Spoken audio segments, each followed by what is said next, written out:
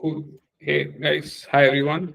My name is Pawan, and if you have seen my previous videos, you would by now know that I'm trying to record some videos for questions which I think could be asked during interviews. So this time I'm going to cover one of the question that I feel is commonly asked during interview, which is building event emitter. Uh, so this is plain JavaScript. Let me go ahead and implementing this. I'm using the ES6 classes approach, and folks might already have this definition created for you. You just need to implement the functionality for the functions. So you have two functions over here, subscribe and emit. So how do you go about implementing this? So first thing is you'll have to decide what is the data structure that you are going to use within this code. So we are going to use a simple object called events, which is going to be bound to the given context of the function.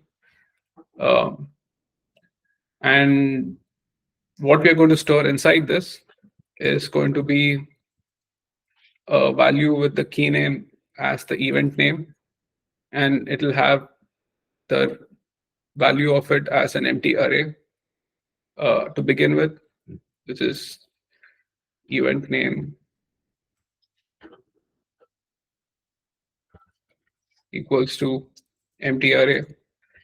So why are we using an array over here? Is because we're going to push the function into this array so that when we are calling emit, we can iterate through this array and execute all the functions. So in this case of subscribe, all you're going to do is event name, and push the callback into it. And now when you would go into the emit function, you would do almost the same thing. Now you could have implemented the constructor over here, and in the constructor, you could have declared events as an empty object. Um, but what I did over here is that I didn't rely on the constructor. During the function itself, I check if events is present. If not, I'm going to assign an empty object to it, which avoids you from creating this constructor, but that's up to you. And what you're going to do in case of emit is you're going to iterate through the array, get the function, and you're just going to execute the function. One thing that you might get asked is to also implement release or unsubscribe. So if you're going to ask that, so you have to remember that you're supposed to go and splice your array and remove the function from it. So in this case, the expectation is that the subscribe returns a function, returns an object, which has got an release method to it. And what this needs to do, this needs to be an arrow function over here,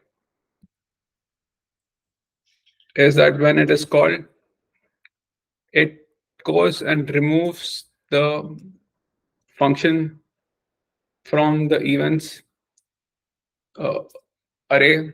So how do you do that? So you get the index of the function by checking for the event name index of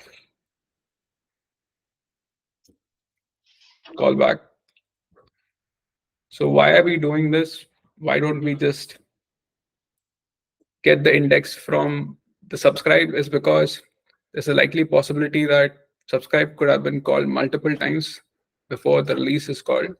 So it's important to always get the latest index so that there could have been, if there were any insertions between calling subscribe and release, you're able to get the appropriate index.